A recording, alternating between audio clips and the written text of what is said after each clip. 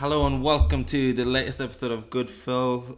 I said Phil Hunting in the previous intro, and that's what's in my head. The show is called Good Film Hunting, and I'm joined by Natasha, who I was told to say is my partner to ward off all those bitches who listen to this show, which is an audience of about 5, and they're all men over 65.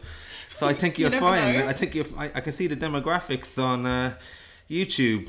Right, so we're here to talk about The Flash, directed by Andy Muschietti, if that is pronounced right. We do butcher things on this show. Did I say your name, or did I just introduce you as my partner? No, you said my name. Okay, good. Right. My name's Natasha. Oh, I like the radio voice. Yeah, so Natasha, where are you on the DC universe, the cinematic universe? I know you're a fan of Marvel Cinematic Universe, which seemed to have a plan. How do you feel about the DC Cinematic Universe and the Flash? This is my first introduction of the Flash, but yeah. I mean, I have a kind of a generalized understanding of the comics. It's not like I'm a avid comic reader. In terms of the DC Cinematic Universe, I don't really like many of the movies. Yeah. It's less to do with the fact that, they change things from the comics. I'm not really that comic book nerd. Precious about I'm not that precious about it. It's more that there is I find that the way that they did, for example, Batman versus Superman was kind of a bit rushed, and it felt like the characters didn't make much sense. And yes, kind of because of how I know what they're like in a general sense. Like, Batman is quite dark, and he's quite a tortured soul, and Superman is supposed to be the light of humanity, even though he's an alien. But it just felt like it wasn't done very well, and I felt like the Justice League was low impact. Everyone was expecting like the Justice League, and it didn't give that kind of impact, and I didn't enjoy it that much. But the Flash hit different. I quite liked it. Yeah, well, for instance, in the Batman versus Superman, did you know that Batman and Superman both have a mother named Martha? And that would I didn't. And that, did you know that would be the bonding moment over them? Like when they did that scene where it's like, Martha, why did you say that name? I was kind of like, oh, okay, right. And then I showed you The Dark Knight Returns, the cartoon that is based on, where like you have an old Batman getting hunted by Superman, and that's a lot better movie. But anyway, The Flash. So we both come in with low expectations. We actually saw the movie twice. One was an unfinished version, which I'm kind of wondering now what was unfinished other than the very end cameo, which we'll get to a bit later. But for one thing, a lot of controversy around Ezra Miller in this movie. I'm going to ask you in a minute, did that interfere in any way? But for me, he, annoyingly so, really makes this movie in terms of how he's got to conceptualize two Flashes. What happens later when he goes to the multiverse, he finds an 18-year-old version of himself, and I think the Flash is in his 20s in this, I don't know. He has to play off himself. He has to make them completely different to each other, but in a way the same. And he gives his character such little touches, like that really kind of the stoner laugh. Stoner laugh. And he, even when he does the run, I don't know if he does that in the Justice League movies or anything like that, but he almost has a slapstick. That's not that type of controversy. But that's right, But he almost has a slapstick performance as well, where he does comedy, like trying to go through walls, trying to do this run when his powers go. He's brilliant, and we've had this conversation off camera many times about the artist versus the art. But once the movie got going, I kind of forgot about it, and he actually, as an actor, he's really good and makes this movie. I would say it was a similar experience for me as well. I went in ready to hate him. Yeah. Like I was all for hating him, but then when we started watching it, that kind of all melted away, because it doesn't change the fact that he did it well. He in fact, he did it so well that he unbiased me, which is quite a feat because when I come across, you know, people like that, it kind of like really hard to like people in real life. Yeah. I tend to put up a filter through everything that I watch, and it's like with The Flash, he just embodied the awkward kid in two different ways, in two different ages, really, really well. Yeah. And also, you know, that the whole the what do you call it? The stance that he takes when he's going to run. Yeah. That's actually how the Flash is drawn when he's running. Oh, is that right? Yeah. So I thought that was really cool as well.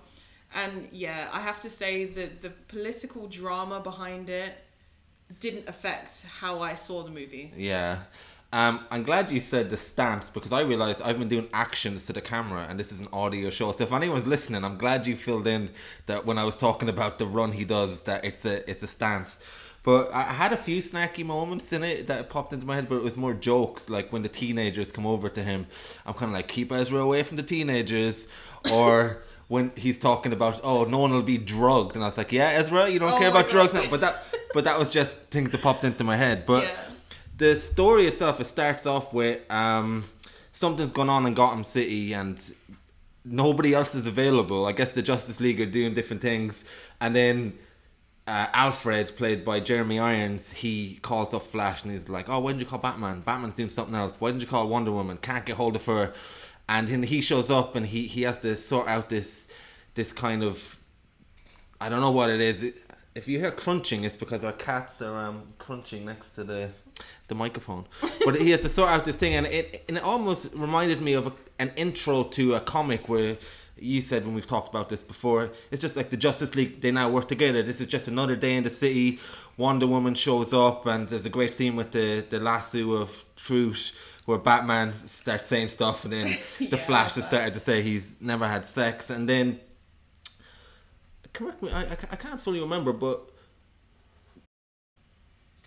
do we get a, oh right, that's right, there's a flashback in terms of what happened to his family, and his dad is out for trial, and then he starts running, and then he realizes he can perhaps change things, and yeah, he gets really emotional during a flashback. You know, he's gone back to his old home where he grew up, and he's reliving his childhood trauma, I guess. Yeah. And he does get a very emotional. He starts running faster than he's ever run before, and that's when we find out about Speed Force, which they haven't actually coined that term in the movie. I didn't hear anyone say it. No, I didn't either. But in the comics, it's Speed Force, because it's like the idea that if you can go faster than the speed of light, you can kind of bend space, time.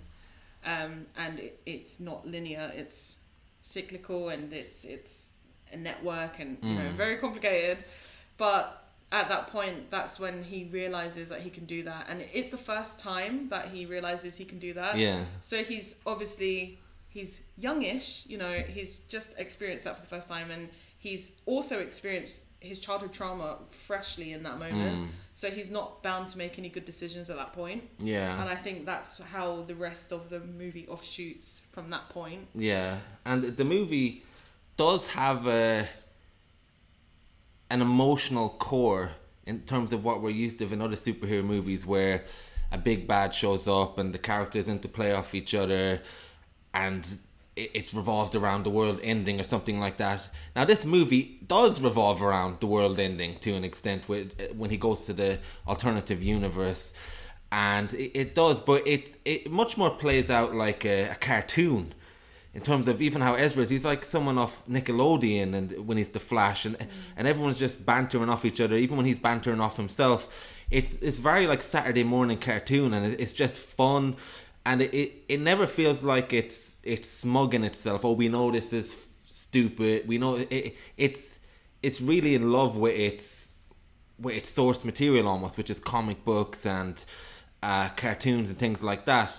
So he eventually goes to the other world, and he sees his mom, and then he realizes he's kind of messed up some kind of time thing. Although when when time travel is introduced in these movies, it's never quite clear, and they normally explain the rules, and then they're like, yeah, we've explained it, but it doesn't fully play out in that way. So eventually, it's paradoxical. So that's yeah. Yeah. Well, it's kind of how you can have your cake and eat it. But it reminded me of the tone of Back to the Future and things like that. I know you haven't finished that movie yet, but we'll have to finish it at some I'm point. really sorry, we will. I'm sorry. It's just good fun overall, this movie, but it's built around an emotional core. But I will say one thing: the effects in this movie are really dodgy. Oh my gosh, that was my biggest criticism of the movie, because I really did enjoy it. The CGI was really, really bad. Like, the detail, I wouldn't even say it was very detailed. When we first saw the uncut version, I thought that, you know, they hadn't finished rendering the CGI. I think you suggested that as maybe an option why it was so bad. Because I don't really know much about, you know, cinematography in general, but all I know is that they didn't look like real people. Yeah. It looked like they had kind of half submerged into an alternate reality, and where everyone was 3D animation. Yeah, it's almost like they needed to be rendered, because we saw the first cut of this movie, and they said, okay, it's not finished yet. You can't review it because it's not finished. And then the CGI was so bad that we thought that, like, there's a scene with these babies that he has to rescue that's really cool, but it's so distracting, because I don't know if you ever saw that movie Polar Express by Robert Zemeckis. It's a Christmas movie that's often around, and it was like CGI from 20 years ago, and it looks like it's not quite human, and it's not quite like Pixar. You're trying to make them real, but they just looked like deformed. Yeah. And the babies were so distracting that it took away from the scene, because it didn't seem real. It felt like, okay, he's meant to be rescuing babies, but what are they? What are they? Exactly. And you know what? There is some CGI that I've seen from other movies, and I wish that I could remember them. Yeah. But I know that I've seen older movies with better CGI. Yeah, definitely. And with lower budgets as well, because I'm pretty sure that the budgets for those older movies was far less than what they had available. And I felt like they used CGI in parts of the movie that didn't even need CGI. Yeah. And you know what's really... My memory is really, really bad. No, you're doing well. I would love to remember the exact moments that I was like, well, they could have bypassed that. They didn't really... you know when they're in the speed bubble? Yeah, that's a good one, yeah. The flashbacks of things that have happened, they had changed it from... some of the memories were... It was like a copy and paste situation around in a circle, right? But some of them actually happened in the movie, and in the movie it didn't have CGI for that bit, but they used CGI for the memory, and that seems silly to me, because they could have just taken the actual footage from the movie where real people were, like his mum. You know, they could have rendered her face a lot better, because her face was used a lot in the movie. Bad, and I feel like it's almost like they weren't trying, and that's why it irritated me, because it felt like they could have done better and chose not to. Yeah, they do something with I'm not sure if it's the intro to Marvel, but where they show all these little squares of Marvel movies and they spin it around. They could have done that. Yeah. Now, I was looking this up, and the director actually said, and I don't buy this for 1 minute, because whoever does the special effects should be fired, in my opinion, because it's just really bad. It's like when they did Skywalker the first time in The Mandalorian, and someone did it better online, and they got him to do it the next time. But the director said, he's like, oh, no, the CGI is meant to be like that. It's meant to be how the Flash sees things. And I'm thinking, I get that in terms of it's slowed down, but... Why would the Flash see jellyhead people who don't look pixelated? Like, is it because he's so quick they haven't rendered fully? Or is it just crappy effects? I don't buy it. I don't buy it for the... If you look at it logically, if time has slowed down for him, he would see everything in greater detail. True. Technically. Yeah. If we're going to go... by that, but I mean, if they've created a Flash that sees things in that way, fair enough, because, you know, he's written a character, or well, the writers have written a character and he's brought the character to life. So if they have said, you know, the Flash, this is how the Flash sees things, fair enough, but I feel like that was never that was never said. That in the wasn't movie. a thing. Yeah, it's not established. Yeah, it's not established, so it just looks really cheap. Yeah, and it kind of ruins the quality of the movie. Yeah, at that it does. Point. But I enjoyed this movie a lot, so I kind of just ignored it, and I'm like, oh god, I wish they did that. But I wish they didn't do that, should I say? But getting on to spoilers now in a bigger way, I think we can start introducing them. So when they go to the parallel universe or whatever it is, it turns out that I guess it's like 8 years before, whatever it is, and it's around the time where General Zod invaded in Batman, in Superman Man of Steel. Yeah. It's around that time, except in this version there's no Superman, and Ben Affleck isn't Batman in this universe. Now, it did occur to me afterwards, and when I had you on this show, that I wanted to ask you, because first of all, Kevin Conroy is my Batman, and that's the 90s voice of Batman. But a lot of that Batman is based around the movies in terms of the theme music and things like that. But Michael Keaton was my first Batman, other than Adam West in the 1960s Batman that I used to watch as a young kid. But my first Batman was Michael Keaton, really, on the big screen. It's probably the first movie I've ever seen was Batman, with the Jack Nicholson one, I believe. But I was so young, I would have been 4. I don't have much memory of it, other than like been in and out of sleep in the cinema. But I enjoyed it.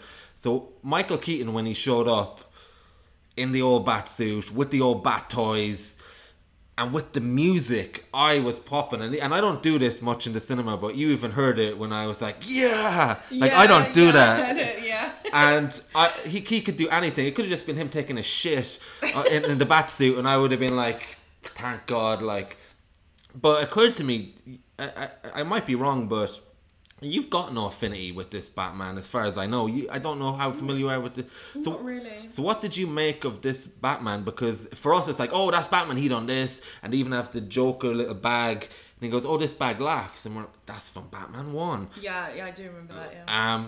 But you kind of came to him fresh. I don't know. I presume you knew who he was and everything like that. But take us through what you thought of the Batman in this movie. So, because they set up the premise of it's a different time, it's a different Batman, and true. And with I have grown to expect anything when it comes to time travel and multiverse theory. So when I first saw him, the old man with the slippers and the long grey hair, as soon as he started fighting and he was using everything around him in a very clever way, and it was very, very hermit old Batman-esque. It wasn't like, it didn't seem it was believable, basically. And the way that he interacted with people, it makes sense for the antisocial behavior of Batman also. And he came across as, there was one line that was so cheesy that made me cringe, and I'm sure you know what it is, but I'm going to say it. You want to get nuts? Let's get nuts. I would like to ask you, does that come from something? Oh, but I don't know. But I thought that line was out of place as well. But then I thought, was that a line in the 90s? Where, like, is that a line that Batman said in the 90s when he was beating up people and now he's back? But the line is so out of date that it's like, what is that? It might as well, it beeves. Literally, I can't tell if in my head I was like, that has to have been said somewhere, because I can't imagine Batman saying that. That was the one thing that kind of irritated me. And I did notice that what I really, really liked about this Batman was the smile that would creep across his face when he felt like he was reconnected to his younger self. Like, I really loved that. And the little smirks that he had when he was about to like drop them out of the plane or like do something reckless and wild. It's because that's the kind of like aura that they give him when you first meet him. He seems wild. He seems like a feral man who's lived out of touch of like humanity. But then you realise he's actually fairly normal, and he was just disconnected from his younger, more reckless self. Well, apparently all the crime had stopped in Gotham City, and that's why he was like, fuck it, I'm not going to go to another city. He's like, I'm done, Gotham was my thing. But you're right, and it does bring into a question what we know about Batman. He's traumatized by his parents, and that connects into his interplay with the Flash in terms of, I never could bring my parents back. but you're trying, so good for you. And he wants to bring justice to Gotham City and everything like that. So you're right in terms of what does this mean for Batman and indeed Bruce Wayne. And Michael Keaton, the actor who plays him, has said the most interesting thing about him is Bruce Wayne, not Batman. Like, what would motivate a guy to put on a bat suit? And he plays him like that in the way that you've just said, in terms of why is he getting smirks? Why is he getting enjoyment from this? It's something different. He's liking getting bust up, because there's a scene where there's a great action sequence and he's pulling out like shrapnel and he's taking out his blood, and you're like, oh, he's bust up, and he was looking and he's like, oh, I'm back, like amidst this feeling. And so what does that mean about, like, is he telling himself he's doing it purely for justice in all these movies, but does he likes kicking ass? And that was a great approach to this Batman as well that we got to see. I mean, I feel like this was almost touched on with Christian Bale's Batman as well, because they really explore how Bruce Wayne is putting up a front and he's hiding behind things, and then when you see him like going off to the the mountains to train with the monks and things like that in Batman. The other Batman before the Dark Knight. Which one is that? Batman Begins? No. Before Batman Begins. Yeah, that one. Ra's al Ghul. Ra's al Ghul. Right. So they kind of touched on that in that movie, and I feel like this one has gone a bit further in. It's like, it reminds me of the What If thing that Marvel did, where what if he was born in a different time and his parents still died? What if he didn't need to fight crime anymore? What would happen to Bruce Wayne? Because it seems like there's something within him. He needs it. I don't think it's just that his parents died. No. But I think him getting beaten up is like him, getting his dues for not being able to save his parents as well. Yeah. So I feel like it's something that he needs to exist. Yeah. I wonder what did happen to him in the intermittent years, because he's hanging out in the kitchen with long beards. Like, what did he do for the last 20 years? Like, he didn't go off to Italy like at the end of The Dark Knight Rises. That's for sure. Alfred.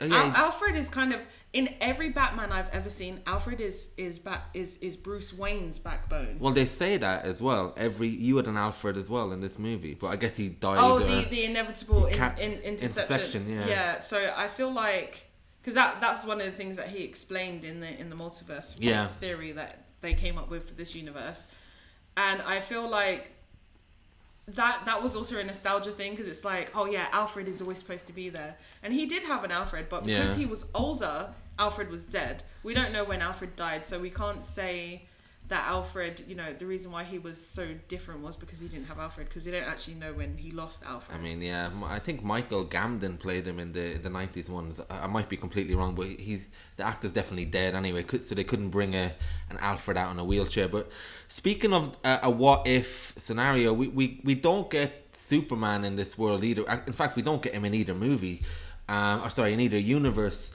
and we get Supergirl instead. And I have to say, I find Superman really boring anyway. Even when they made Henry Cavill hobo, travel the world and hitchhike Superman, that's what he does in one scene of The Man of Steel. I'm just always bored by him, so I always welcome something different. Like, give me Superman's son, give me something. And in this, it turns out General Zod, played by Michael Shannon, succeeded. He killed Kal-El before he even came to Earth, and we get Supergirl instead. And she's not fully charged, shall we say. She wasn't raised by good old Martha and Jonathan Kent in good old Kansas. So she was raised by everybody's favourite bad guys that's acceptable these days. She was raised in Russia. I think that's alluded to. That's where they are. So, and she was put in captivity. So she's got a lot of trauma and she's had a bad time like everyone else. She actually wasn't raised. She came as an adult. That's the difference. Was that what it was? Yeah, she came as an adult. She was the protector for Clark, who we never met, Kal-El. So he never arrived at Earth, but she was sent as his protector. They got separated, didn't they? Yeah, they got separated. He didn't. He went off course, and she continued to Earth. And then obviously Zod found him and killed infant Kal-El. but she was, you know, there as his guardian. And obviously they don't age the same way that humans age. So she was pretty much that age when she arrived there. They wouldn't send a baby to protect a baby, so... If they don't age the same way humans... So I guess they must age to a childhood point. Yeah, I thought she was good. I'm happy to see a different variation of Superman, and I guess she exists in the comics. I know Supergirl, and I guess she's playing off that, but she was pissed off. She wasn't trustworthy of Earth. She wasn't supercharged, and she went to sort out Zod. And then she comes back and they realise they need a bit of help. So at this point, we kind of feel like we know where the movie is going. Okay, the Flash is back now. He's got his powers back.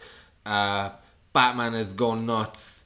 And there's actually a great scene where the two Flashes are in the jet, in the flying thing.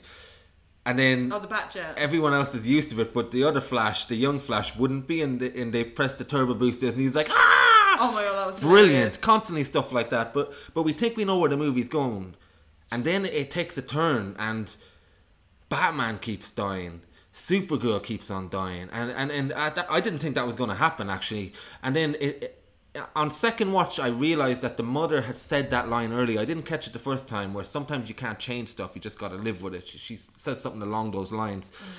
And it just gets to a great point where anything they try doesn't work. And then the Flash is right back where he started in terms of running through time to try and change things. And it turns out that the younger Flash is this Flash that's been doing it so long. He's thousands of years in the future, and he's constantly trying to change the future. And then we get back to this emotional core of the movie, which I swear to God, it must be one of the few superhero movies that I nearly teared up at this point, because he's got to accept that no matter what he does, his mother will die, and he's got to rearrange things back and actually aid her in dying.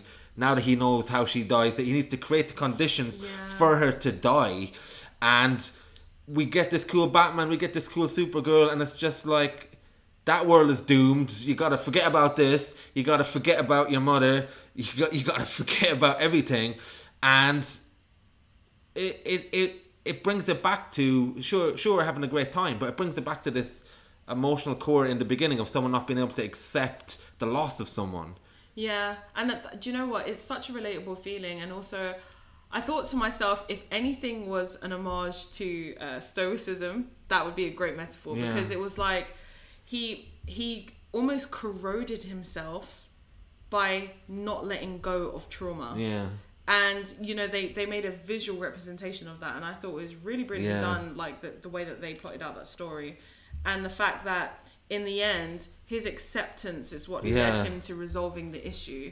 And that's something that I would say everyone can relate to in some ways. Yeah. You know, everyone has lost someone or something, or even a part of themselves. Like, it happens to most people.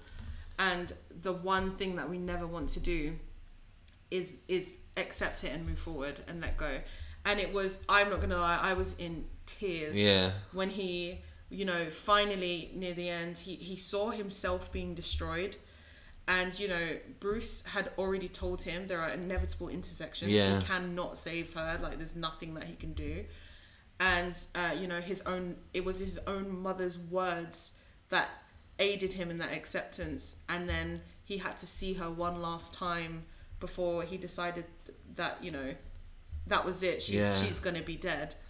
And when he hugged her, oh my gosh, I lost it. Yeah, and the other thing, I know General Zod was the bad guy, but he never feels like the bad guy. He kind of just feels, okay, he's here to just we can have a load of fun with this. Yeah. And that's cool. Michael Shannon didn't want to be there anyway, I'm pretty sure. But I don't think I've ever seen a movie where he himself is the bad guy. Yeah. Like, and he's not in it very much, but the themes are there all along that he can't accept. But at the end, we have 3 representations of someone's self. And sometimes in superhero movies where they do alternative realities, we get this other version of someone. They're like, yeah, I'm really badass. And it's like, oh, this is him from another world, stay clear. But in this, it's just actually sad in a way, because And the other thing is, I've grown to it. I don't know how you felt, but I really liked the younger Flash as well. And then he was hilarious. Yeah. And for someone that might be guilty of many things, Ezra plays both of those Flashes so innocently. Yeah. Like, oh, why can't I? Like, and very pure. It's weird for someone like that has so many demons and God knows what controversies. He plays him really pure and innocent and almost childlike. When he's like, oh, I lost my mother, and it's like, oh, and you messed up the teddy, and those lines are ridiculous when you put them in isolation, but he just kills it with his line reading, and every time. And then the younger Flash had to sacrifice himself so the older Flash could disappear and not become like a monster trying to fix stuff, which is an admirable thing in itself. But and then leave the Barry Allen from the start with dealing with acceptance. It's crazy, like for a superhero movie. It was brilliant. It really was. I really enjoyed that. Mon homme est un type à la cool. Toute la sainte journée il se les roule. Il a beaucoup de philosophie, mais il aime trop la rififi. À peine un autre gamme fait du gringue. Qu'il pose la main sur son flingue, redresse son galure et vas-y pour un petit coup de rififi. Je voudrais m'en mêler, mais du doigt. So that clip you just heard was from 1955's Rififi, directed by Jules Dassin. How's your French, Michael? Because I'm gonna butcher some names in this episode of the podcast. My French isn't great, and I've done absolutely no prep in terms of pronunciation of these names, so it's all on you, buddy. Okay, absolutely brilliant. Mine is somewhere between Del Boy and first class French, so we apologize to the people of France. But besides your lack of French, how's your love of heist movies, Michael? Because I have to say that heist movies are probably, it's in my wheelhouse, no pun intended. It's my favorite genre in many ways. Movies even that take place after the heist, like Reservoir Dogs, sci-fi heists like Inception, The Italian Job. There's just something about getting away with something that's meticulously planned, that's eternally satisfying. I actually pulled off a mini heist, which I won't get into for incriminating reasons, in the not so distant past, and so I kind of got a taste for it as well. Michael, how do you feel about the genre? I presume we're simpatico when it comes to heist movies. Absolutely, yeah. I mean, you say it's your favorite genre. I was thinking about this earlier. It may actually be my favorite subgenre as well. Obviously there's a lot of great genres, lots that I love, like slasher movie, lots in horror, like home invasion movies and stuff. But I think one of the best things about heist movies is they're very reliable, in the sense that let's say you've got a genre like westerns. I mean, we both like westerns. You love westerns. Yeah. But when you sit down to watch a western, there's like many types of film that you could be watching tonally. You know, you could be watching Unforgiven, or you could be watching Slow West. You know, by calling something a western, you're not really describing the experience that the person's going to get. They are going to get a whole bunch of tropes that are really comforting to see repeated over and over again. But heist movies seem to have, like, it's one of those genres that really tells you the type of experience that you're going to get. And it might be a bit different in the way that they approach it, but ultimately you're going to get the same sort of style of storytelling from heist film to heist film, you know, to more or less success given the film. And so whenever I watch a film like Rififi, which I go in knowing is a heist film, or a film like Inception, you just mentioned there, where you discover within the film maybe that it's a heist film, I'm always like, yes, I know I'm in for a good time. I absolutely adore heist films. And I have often dreamt of doing like a museum heist or something like that, some big grandiose heist. Obviously the risks involved would prevent me from doing so, but just the fantasy of planning it all out, outsmarting every part of the operation, And getting to kind of vicariously experience that through film is one of my favorite things to do. Yeah, there's still time, Michael. There's still time. I'm sure we can pull off something together. And funnily enough, I heard a great pitch for an Indiana Jones movie where the whole movie is him putting back artifacts into museums that he stole from around the world. Yeah, Be quite a great good. idea. It'd be quite a good heist movie. But anyway, as much as I do love heist movies, there's one. What I'm gonna call it. I don't know, something that is off-putting from heist movies that thankfully wasn't seen in Rififi, but I think we both didn't mention Ocean's 11, maybe because maybe because you forgot about it, but I intentionally didn't mention that as one of my favorite heist movies because I remember years ago when we watched Narcos Mexico. You said there's one character that I'm really going to like, and then it turns out I did really like this character, and it was this security guy who was just really good at his job. He was under pressure. He was suspected to be a rat, and it was just him outsmarting the whatever they're called, the mob, the narcos, the whatever they're called, the Colombian gangs or the Mexican gangs, and the cartel. That's right, yeah. And it is true that I love somebody pulling off something well and being really good at their job, but with one caveat that they're actually under pressure and that they are, it's not, it doesn't come easy. And I feel like even though Ocean's 11, to be fair, is a likable example of that movie because I still enjoyed it, there's certain things that revolve around smugness, and it's just we're so cool that we're doing this that kind of puts me off the genre at times because I need a threat of this going wrong, and I need a threat of stakes. Yeah. And I like people being very good at their job, but I also need them to be so good at their job for a reason that this is really hard to pull off. And Rififi, I think it's going to be hard to not get into spoilers early, considering that at what point the heist begins in this movie. But getting to the point before the heist, obviously we'll just set up the movie a bit. There's four kind of jeweler robbers or heisters, if that is a word, and you can see the kind of tropes that we see in movies now. Right, we need a safe expert. This guy's just gone out of prison.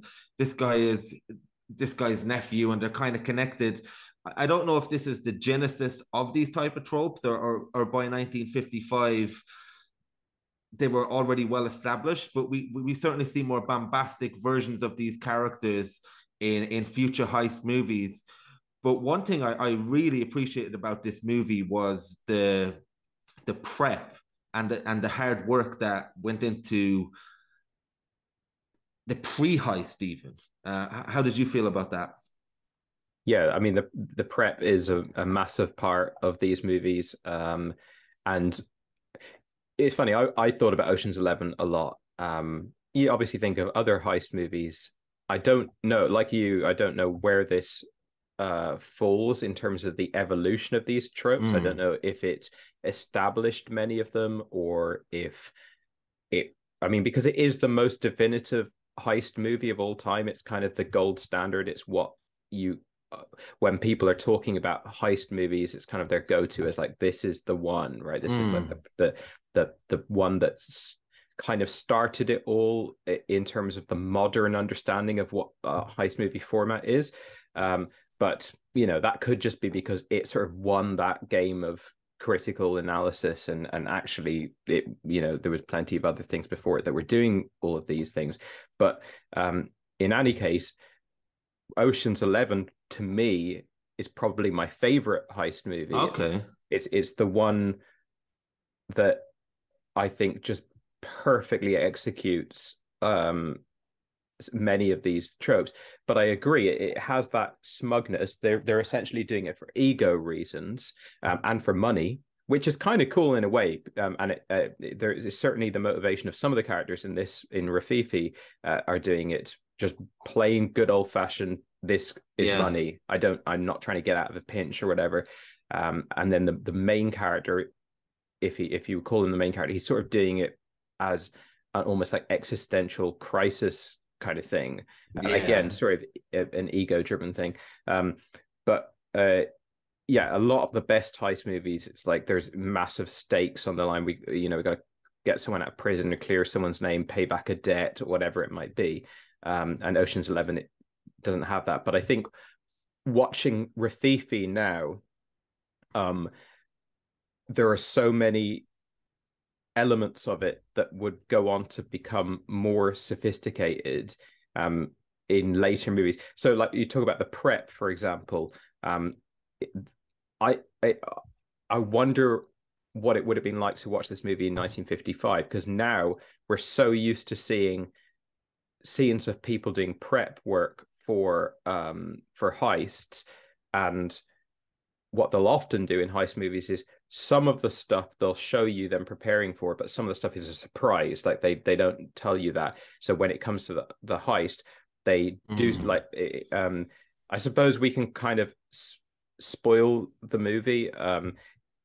One of the things that they do in the heist is they have to take rubble out of the floor, but they don't want it to fall into the floor below, so they're drilling down to a room below them. So in order to stop the rubble that they're creating when they drill down into the below room, they put an umbrella through and open it up so it catches the rubble. And that's like a really clever lo-fi idea, works really well, but they don't show you the prep for that, so that when you see it in the heist, you get that surprise. Oh, they thought of that. Not only did they think of the things that I saw them thinking about, but they also had other things, and that then has gone on to become made heist movies like Ocean's 11 almost like a Christopher Nolan puzzle box type thing, where the movie is operating on two levels: what you understand and what you, where you think they haven't thought of something, but they actually have thought of it, and it's all these like twists and layers and stuff like that.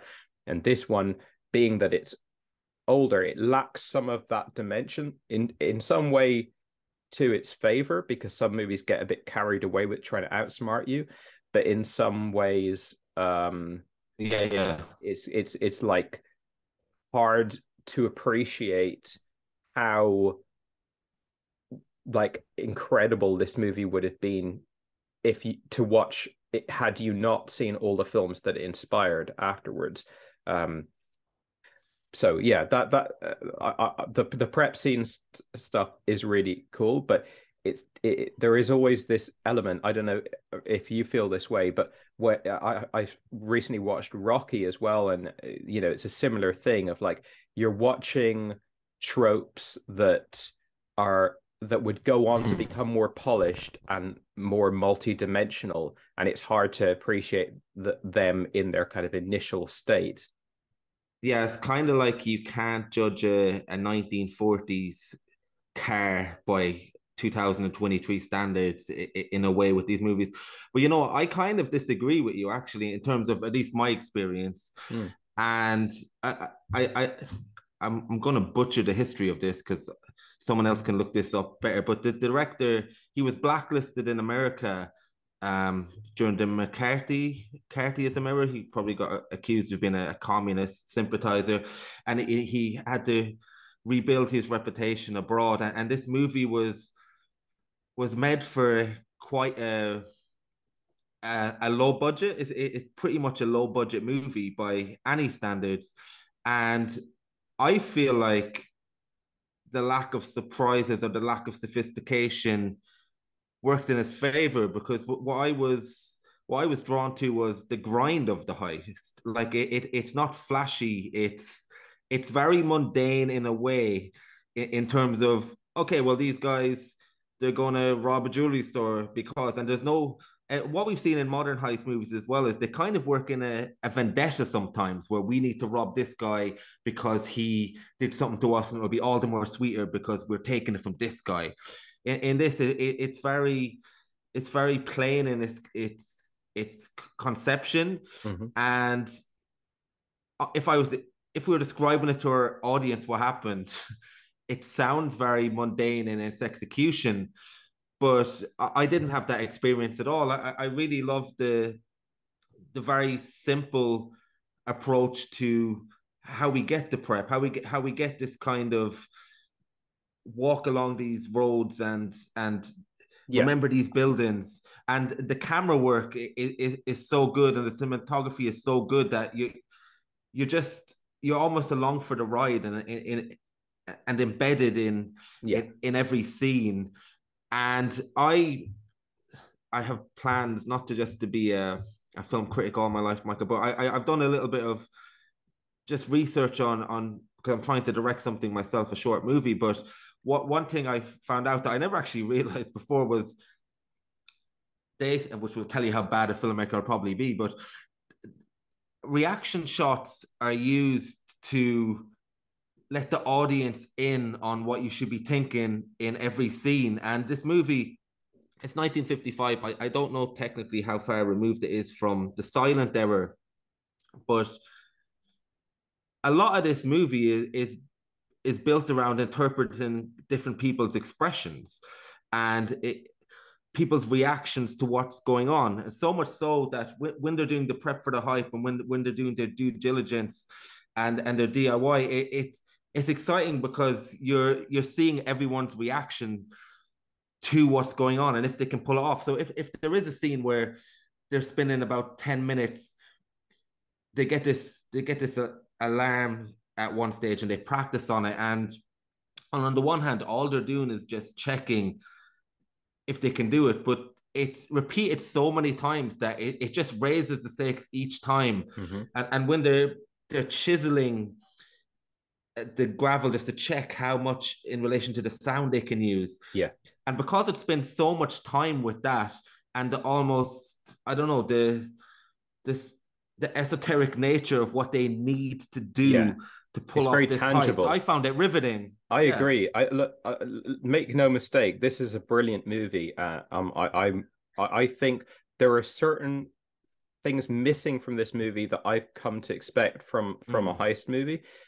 Which is interesting to see. Now it's 70 years old, so that is to be expected, but it's fantastic. The cinematography is absolutely incredible. The visual storytelling in general is just so expertly done, and as you said, so engrossing. Like their heist movies would go on to be where every single place you rob has to have a borderline science fiction security system of like lasers and temperature gauges and all this like high level stuff that is cool, but it's not super relatable for your average person. Whereas someone like hammering a chisel this way, and it's not right, but then this way is right. That is very relatable, and it really puts you on the ground, and it means that very simplistic relatable stuff of like putting on a different pair of shoes, or like like wearing sneakers and ballet shoes and stuff like that, like that's just, I don't know, it connects you to the heist a lot more than hacking or something like that. But I think like where like I feel like some of the things that you said, the lack of a vendetta against the business, that I like that stuff. Like this movie has a guy that they have a sort of vendetta against, who's like a mob boss, and the mob boss is now with the main guy's girl from the past and stuff. It's like a movie nowadays would 100% make it so that he owns the jewelry shop, right? That would consolidate those two entities together. It's like a no-brainer at this point. And you could say that that's formulaic and that's like obvious, and this film subverts that trope, even though it's not deliberately subverting it. It's just prior to that being a thing.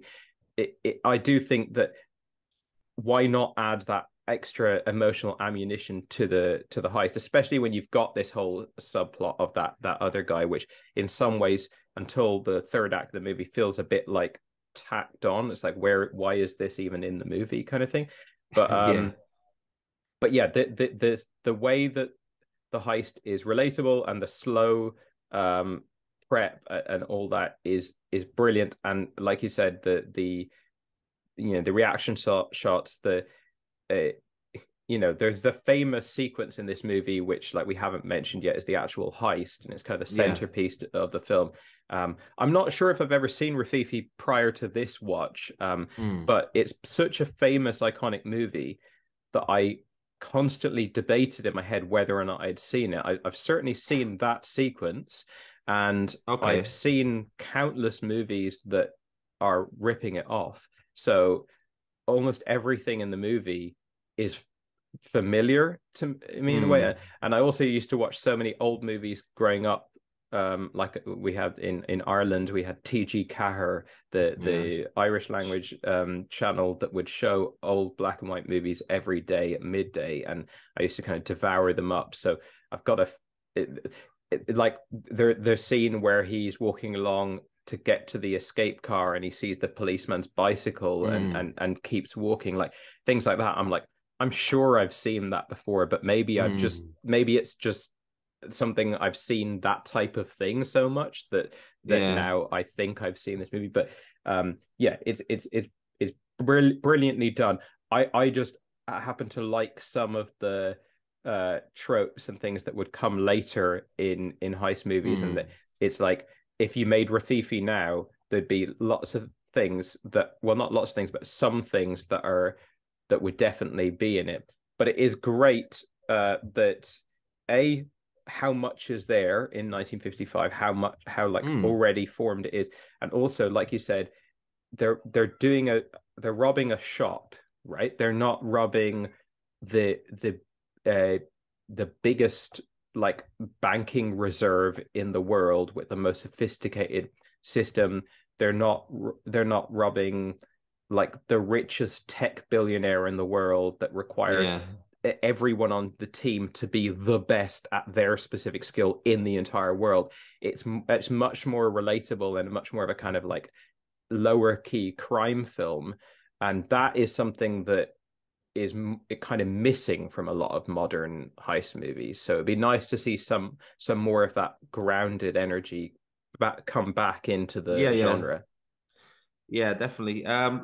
You mentioned that you don't know if you've seen it before or not, but I guess certainly you've never seen it with the lens that I guess you've watched it now with all the knowledge of the heist genres you've accumulated. We'll probably get into a bit of spoilers now in a more bigger way. You mentioned the heist sequence. So again, I hadn't seen this movie and was kind of put off watching the movie just by sheer, it was on my hard drive too long and it's an old movie. Sometimes it can be like Moldy Underpants or something where you're just like, do I have to watch this? It just feels like work. But from the opening moments, it didn't feel like work in the slightest. And I just want to talk about the actual heist sequence itself for a moment. That's something I was aware of prior to the movie. I don't know, like maybe in film school they might have mentioned it, but I was aware that there was like 30 or 40 minutes silent sequence. And you mentioned moments where the guy was aware of the police checking his car. And you know what this reminded me of? This reminded me almost like a David Simon level of detail when it comes to the heist. This is how I felt when I was watching the Wire, for instance. Like I knew about CSI type police work, but I didn't know about something as simple as angles to a bullet shootout where you can forensically tell just from being good at your job where the shooter came from. Just very good at your job in an experienced kind of way. And moments where he sees the bike, he doesn't miss a beat and he keeps walking. That says that's a very experienced person. And when they're pulling off the heist, it reminded me of almost that's not quite the right word, but it's the most stationary ballet imaginable. They've all got their parts to play. They've all picked up positions. They need to work as a team. We're getting as much close-ups of their face as anything else, and it just it was, for me, it was 30 or 40 minutes of breathtaking stuff. Even when he's holding the safe down, and his strength is waning, everything like that, and it means more because we've seen the prep, and we know that once this alarm goes off, they've gone to shit. Everything's gone to shit, basically. And another thing they factored in as well, it's 1955. Nowadays, it would be a lot more violent, and the scenes in this movie where they're obviously not allowed to show it, even when at the beginning of the heist where they whatever that chloroform, what's that thing Chloroform, called? yeah, Chloroform, or whatever we know whatever it it's is called. Yeah, whatever it's called, where they just come out the door, and because they can't show that very long, it looks brutal. It looks like they've just been taken oh out of man, it. the cutaways, the stuff that they're not allowed to show. I mean, there's so many scenes in this of like torture and like brutal murder, and you don't get to see any of it. You get the camera pointing the opposite direction, and that evokes Tarantino levels of gruesomeness compared to what you would see nowadays in a movie like this. I don't I don't know if that's just like I don't know if that's deliberate, like if it's like an artistic choice to like don't show it because people's minds are going to be much more powerful in what they conjure up, or if it's like, well, we literally can't show it, like camera always points away for things like that, but it's really effective. And yeah, that heist scene is amazing. I mean, you know, people always talk about like great moments in cinema or great scenes or whatever, and some of them are great because they're you can interpret it in lots of different ways, and it's got lots of thematic weight, and it's all that. This is just straightforward plot, but to go that long, and it's not they don't do it in a flashy way. You know, sometimes you see a bit of a flare in a movie nowadays, like we're going to have a 10-minute unbroken shot, or we're going to have a big action scene, and at the very beginning of that, like the music kicks in or something that kind of isolates it from the film, so it feels like it's like announcing itself. This doesn't do that. You don't realize until a few minutes into it that you've slipped into this new sort of cinematic terrain, and it's absolutely incredible. Like both of us were aware of this, that this sequence was in the film, and that they there was no talking and stuff like that, and the fact that it's not just no talking, but it's almost no sound as well, but there is sound. That's even more crucial. It's not silent, it's quiet sound design. Just watching that like is such a pleasure, and it really raises the quality of the film, because the film, as you said, it's a low budget film. It can't really do much in terms of like big action scenes and stuff like that. And it's got a lot of talking. I know a lot of it is reactions and stuff, but it does have a lot of talking on either side of that sequence. So just have this like I don't know how many minutes it is, but that whole sequence. And I also love that it doesn't go terribly wrong. So if they were doing this nowadays, and you'll see heists in anything from like Ocean's 11, which is made by like a great filmmaker, but to things like the Fast and the Furious franchise or Marvel or whatever it might be, you're good. Every sort of level of sophistication in cinema has heist stuff in it, and it's become more usual to see like many things going wrong, and we have to sort of adapt to that, and you get to a point of unrealisticness. Whereas this, the pressure's on with the clock. They keep going back to the clock, and you know that the business is going to be opened at 5 a.m. or whatever, or 6 a.m. I think it is. But so they create a lot of tension, but they don't have the whole thing be like escalating to the point of like, you've taken me out of the believability of the scenario. Yeah, it's the other thing about the high sequence is, you mentioned about there's barely any sound. That's extra important considering that we're waiting for the alarm to go off. So that was vital. Apparently, there was the composer, which it is a very good score as well. The composer wanted music for that scene, and when he was shown the scene, he was like, "Okay, it's better without it." But to get back to your point about nothing really goes wrong to the extent we're used to. That's true, and this is where the meticulous planning and the prep comes into play, because when the police just checked this car, I think I couldn't really figure out what they're doing, but I presume it didn't have the right dimensions to be parked in that location. Is the way they're squaring up to the car is they're checking some details like the measurement, and I think they had a notebook that had a list of license plates that they should be keeping an eye out for. That was my interpretation of it. Okay, but that was a little ambiguous, and I'll also say that there were a few times in this film where I didn't quite understand what was going on.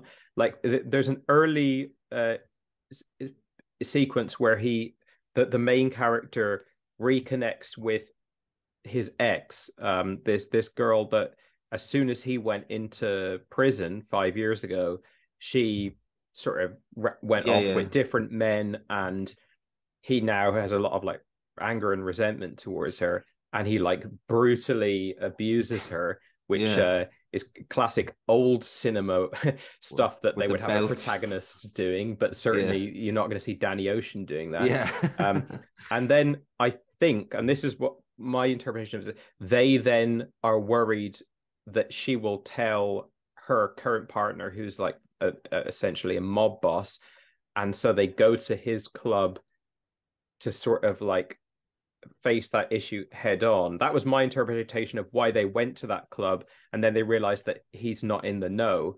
But I wasn't sure as I was watching them. I was like, why are they going to this nightclub? And that's one of a couple of times where I was like a bit on the back foot in terms of like understanding. Maybe I missed one little line of dialogue. It could have been a subtitling issue or something. I'm not sure.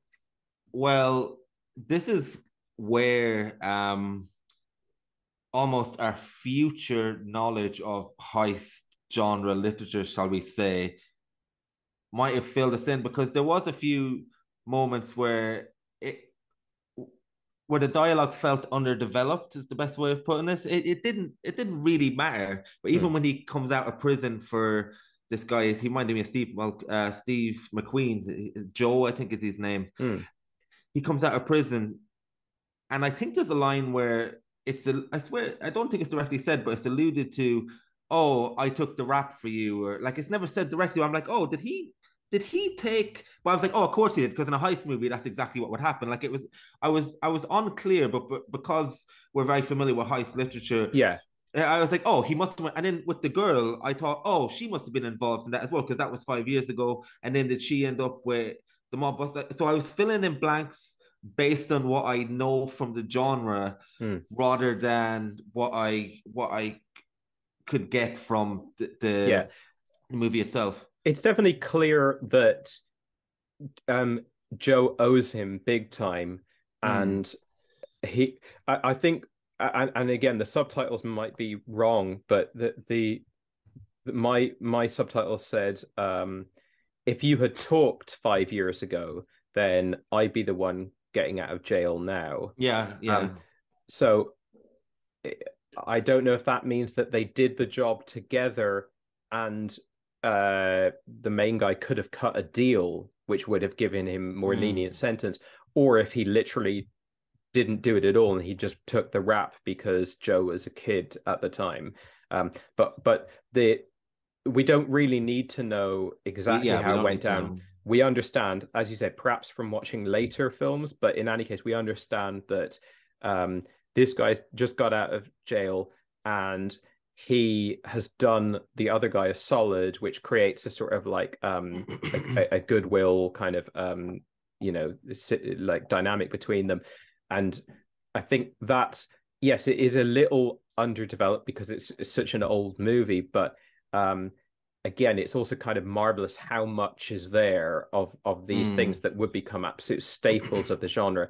And the opening 20 minutes of the movie is so economic in its storytelling. It just, like, even that very scene where they meet up, he picks up is it Frank? Is that the name of the what's the name of the main guy? I forget. The Stephanos, isn't it? Stephanos, is that his surname or something? That's his moniker, isn't it? Right. They Okay. refer to him as the Stephanos, but is it Tony? Is his name? Tony. Yeah. He Yeah, picks up Tony, and he's just picking up for, we don't need to get into the reasons, it's a gambling thing, but he picks up Tony, yeah, and then he says, "I want to bring you somewhere else." They go to a cafe. They start talking about this. We're given the context of him coming out of jail, whatever, and then he orders three coffees, and the guy says, "Three coffees," and he says, "Yeah, Mario's meeting us," and you're like, okay, so there's another person. Then Mario's yeah, there. They sit down at a table. They immediately start talking about the job. Where are you robbing? And they point out the window, and the camera pushes in, and yeah. it's I right love there. that So we've bit. got, like, basically in at the bar to the table, we've got about like 3 or 4 pieces of exposition there, a new Yeah, character introduced, the movie set up, their past, everything. Like, even you get a sort of hint of, like, okay, Mario is a known commodity to yeah, both of them, and there's just so much storytelling. I mean, I compare that to, like, contemporary films like Dune, where you get like 3 hours of about yeah, 10 minutes worth of storytelling being told. Watching the economy of storytelling yeah, in older films, where in the space of 4 minutes they'll do what a modern film would take 15 minutes to achieve, yeah, is yeah. incredible.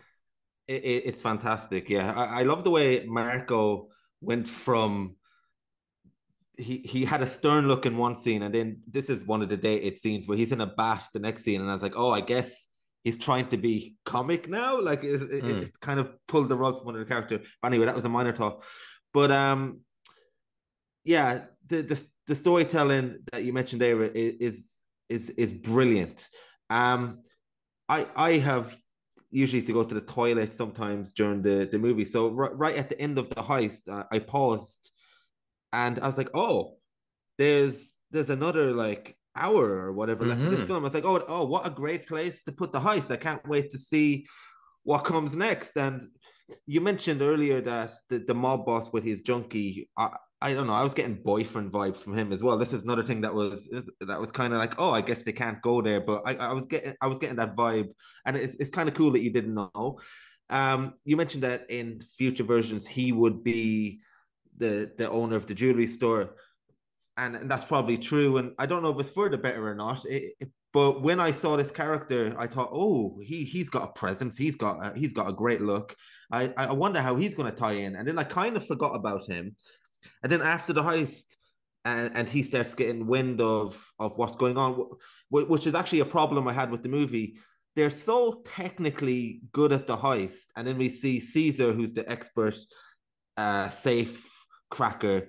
He's just, when he grabs the diamond, the extra diamond, I'm like, like, just don't do it, Caesar. And then he Mm. gives the diamond to the person in the club. And I know they're trying to go with the fact that it's the human element that messes up the heist, and they're technically brilliant, but he falls for this girl and wants to give her the diamond. But that's so underdeveloped, and so just, it's like you're giving her the diamond after doing all this, and then to the club is, it's like, it was infuriating, especially after they spent 40 minutes pulling off this great heist, and now you're giving her the diamond. Okay, but I was thinking, okay, well, it's fun to see where this will go, because that mob guy is quite a presence, and we're going to get into a lot of spoilers now, but well, we already did really, but there's a great scene where Caesar gets beat up and he's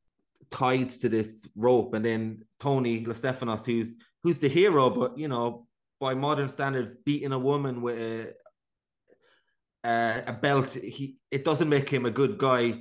Like that's too much for me to get on board with him in terms of like, oh, he's complicated. It's like, well, but I don't think he's supposed to be a good guy, is he? He's supposed to be a professional, and he's supposed to be what he is. I mean, this is very French, but in French cinema, a lot of the time, the main character of the film is not someone that the audience is supposed to like. It's just someone that they're supposed to be interested in seeing the story of, and that's I would say that's true of this film. Yeah, what I more meant was that I kind of felt he was capable of a lot of things by that point. So when he does brutally shoot Caesar, which is for ratting out, that it was a great scene. It wasn't entirely unexpected, but because we hadn't got any on-screen violence at that stage, when the camera's pulling back, I'm thinking, oh, I guess we're going to presume he's dead. Like we get that scene where Marco gets his throat slit and the camera doesn't show his head in the frame. That was shocking to me because we've already imagined it in our mind. So when we get the scene where the camera's pulling out later and Caesar is brutally shot and it actually gets to show it, you really know that things are kicking off. And at that point, the movie is reaching such a heightened wave until, and it's never a good thing, Michael, that when kids get kidnapped. I don't know how you feel about that plot being introduced a little bit later, but at that point, the movie got further and further away from what I want to see in a heist movie and more kind of final act of Speed, where we've already had the bus. We don't need to see something that's abandoned the core premise of the movie. And for the worst, even though there's good scenes in there, I didn't like that final third overall, especially when the kid gets stolen and Joe starts doing. Joel's not listening to Tony either, which is understandable, but I don't know how you felt about that final bit of the movie. Yeah, I have a lot of the same feelings about it's almost the second half of the film more than the third act of the film, but the pacing of the film, not pacing, but the structure of the film throughout is it catches you off guard. And it's funny because I've sort of come back to this a few times in this conversation that it's not really subversion because the structure had yet to be formed, so it's not. It feels like subversion. If you watched a heist movie nowadays and they put the heist in the middle of the movie, you'd be like, oh, what a interesting idea. Whereas now it's like it's very interesting and exciting to us, but because we're used to things that would come later, I guess I started watching the movie, and as I said, the beginning of the movie is very expertly put together in terms of like setting the scene, establishing all the characters and motivations and stuff like that. And then you're watching the prep stuff, you're watching the team being assembled, all the usual stuff. But then, boom, they're in the heist. I'm like, oh wow, we're in the heist already. It caught me off guard. I was like, wait, this is actually the heist. This is the night. They're doing it. And then you're watching some of those brilliant cinema of all time for the next half hour or so. And then, like you said, you realize, and I actually didn't check the runtime. But I could kind of sort of tell that the movie had a lot more to, because it starts going into the mob boss again, and you're like, oh, that's why that guy's in the movie. Okay, he's the complication later on, and you get a whole another hour, I suppose, or a long time anyway. And I agree that it is frustrating that the guy takes the ring and then that's their downfall, mainly because I've seen that 100 times before. I hate. It's one of my most hated tropes where it's like, it all would have been all right if it wasn't this one little bit of human greed or this one little human failing. Like, again, if I had seen this film in 1955, maybe I wouldn't be sick to the back teeth of that trope. But now it just feels to me lazy, and I'm not accusing this film of being lazy. I'm saying that that's how I interpret that trope, because I've seen it so many times where I'm like, I get it, people are flawed and therefore you know they're their own worst enemy and blah blah blah blah. So watching I won't, because there's lots of films that do this. I don't want to mention those films because I don't want to spoil those films. But yeah, how many times have we seen a movie where it's like they peaked? It was like an Icarus type of thing, and then in many cases it's that they can't, like they screw each other over out of greed, right? That's not the case with this movie, but the general thing is like they peaked, they were all happy, everything worked out, and then it all starts to crumble, and by the end of it they're all dead, and you know everything's gone to hell. Like watching an hour of that, and again this film is brilliantly made, even as you said, there's great scenes throughout that second half of the movie. There's even like the final shootout, well it's not the very end of the movie, but the house under construction, the guy up at the top floor looking out windows, not getting his shot. Yeah, that was brilliant. Yeah, phenomenal. And for to make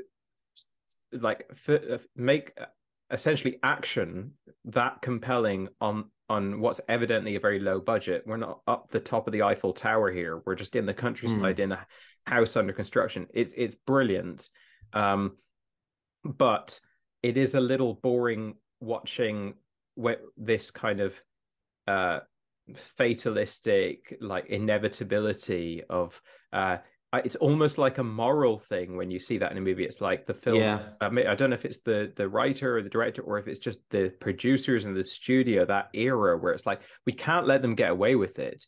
We have to show that if you do crime that you'll all die. Hey, right? Exactly. And it's like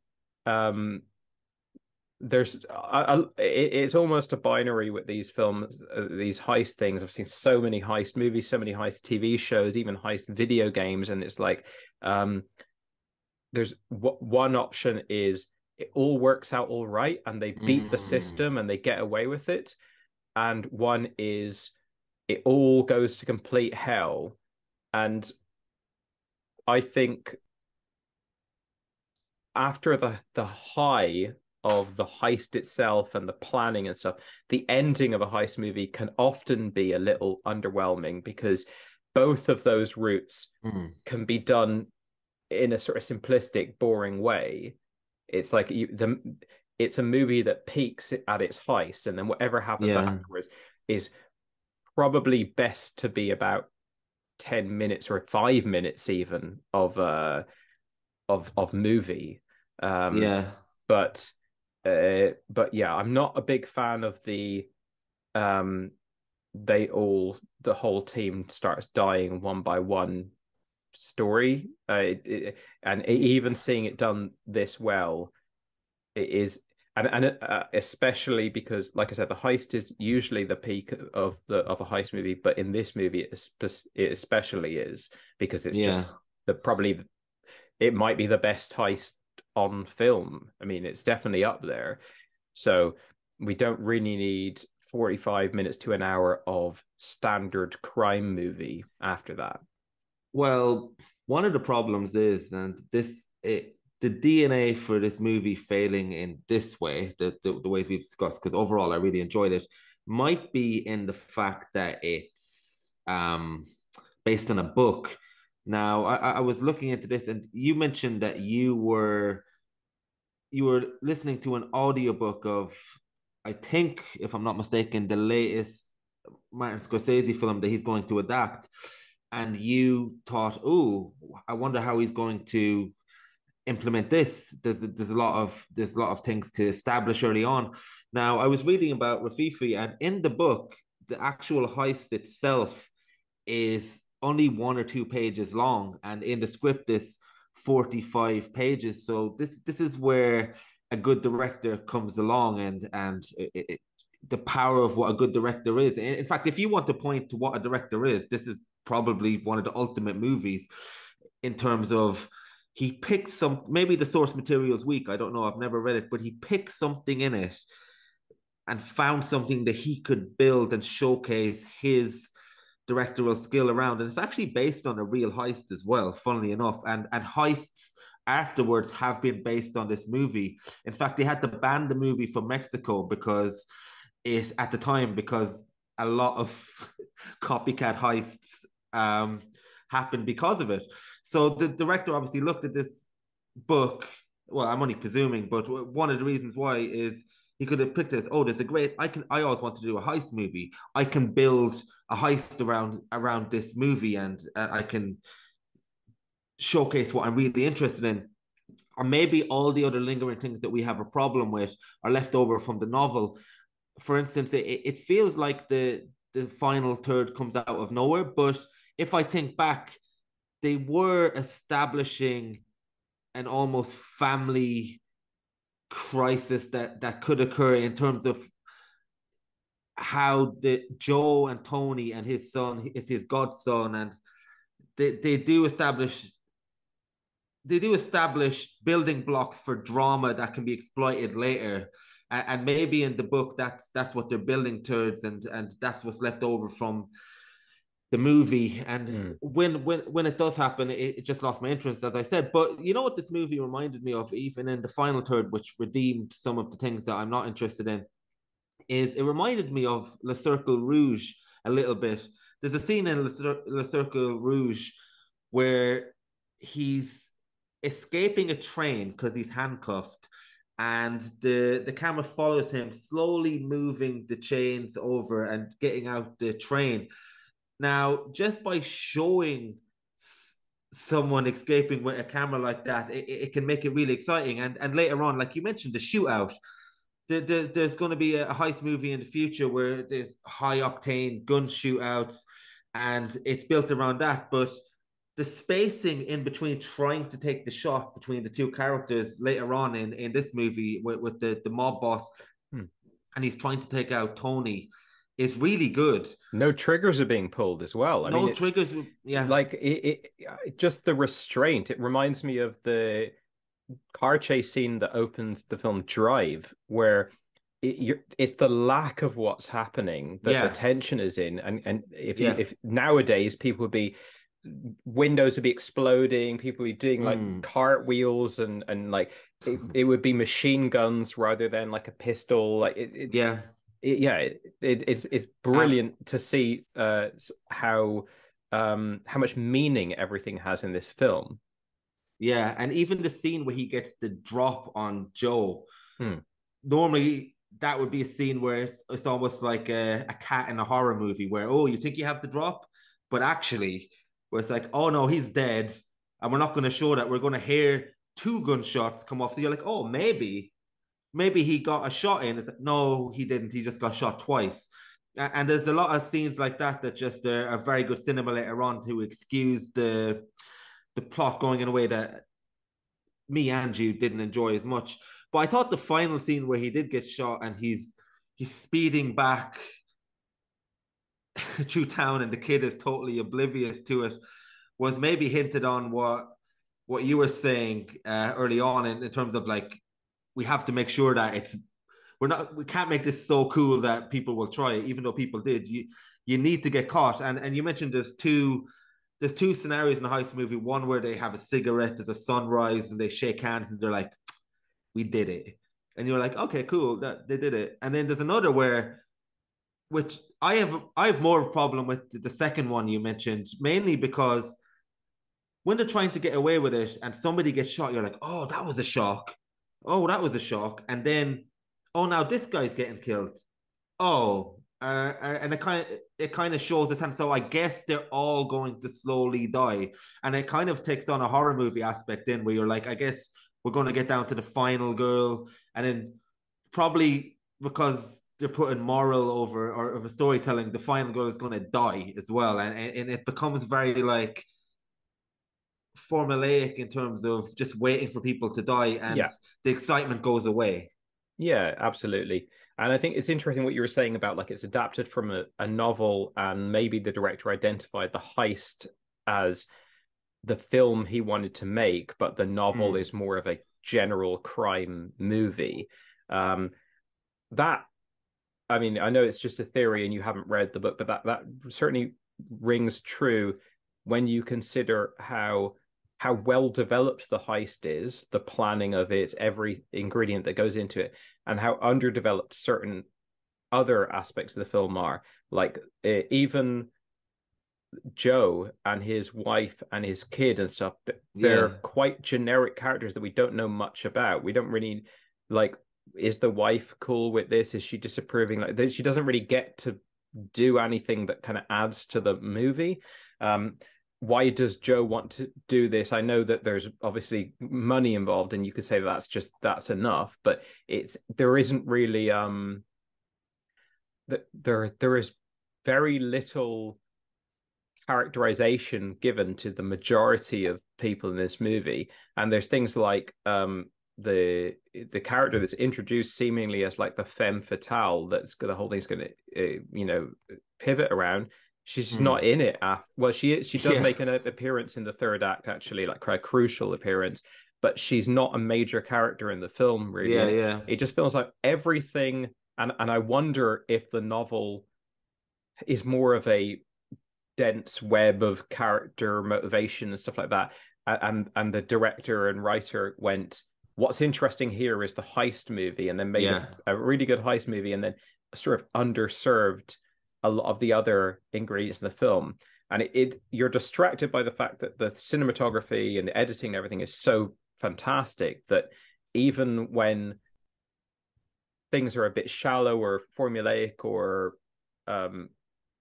plodding in the kind of inevitability of like what's going to happen in the second half of the movie, you're still watching brilliant filmmaking doing that kind of thing on a technical level. So it's fine. I mean, I'm certainly wasn't bored. I wasn't like waiting to turn off the movie kind of thing, but it is clear where the excitement from the director lies, and that's in making this heist film.